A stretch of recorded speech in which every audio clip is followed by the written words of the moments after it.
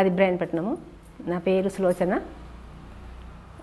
శాకాహారి అంటే నేను 20 సంది తిననండి. ఏదో కొంచెం తినాలని తినొద్దు అని ఎవరు చెప్పలేదు, అప్పుడు తినాలని చెప్పలేదు, కానీ ఏదో ఇష్యూ వల్ల నేను బంద్ చేసుకున్నాను అంతే. ఇక అప్పటి సంది తినను, గుడ్డు కూడా తినను. అనుకోకుండా నేను తినందుకే ఏమో ఫ్యామిలీ అందరికీ ఏదో ఒక టాబ్లెట్స్ వేసుకుంటారు, కానీ నేను మాత్రం ఒక టాబ్లెట్స్ కూడా వేసుకోను. నేను అందుకే అనుకుంటాను, ఎవరిని మనం బలవంతం చేయలేదు. తినడానికి మన పూర్వీకుల సంది వస్తుంది కాబట్టి అదే సమాచారంగా పోతురు, కానీ మాకు చెప్పేటోళ్ళు ఇంత జ్ఞానం చెప్పేటోళ్ళు ఎవరు లేరు మనకు పడుతుంది కూడా. అందుకే ఇట్లా ఉన్నామేమో.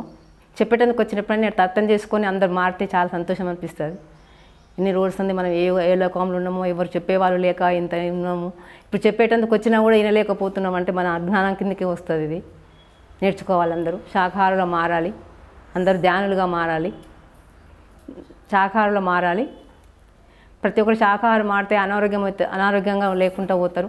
మనం మాంసం తింటే 2 రోజుల వరకు మనకు కడుపులో అరగదు. అది మనం మంచి ఇట్లా అన్ని తింటే ఒక రోజులో అరిగిపోతుంది. అది లోపల ఎన్ని అవయాలకు దెబ్బతీస్తుందో అది ఎవరు అర్థం చేసుకుంటలేకపోతున్నారు. లోపల చేరి అరగక లోపల అది ఒక అనారోగ్యం కిందకి ఏదో ఆరోగ్యం కిందకి వచ్చేస్తుంది.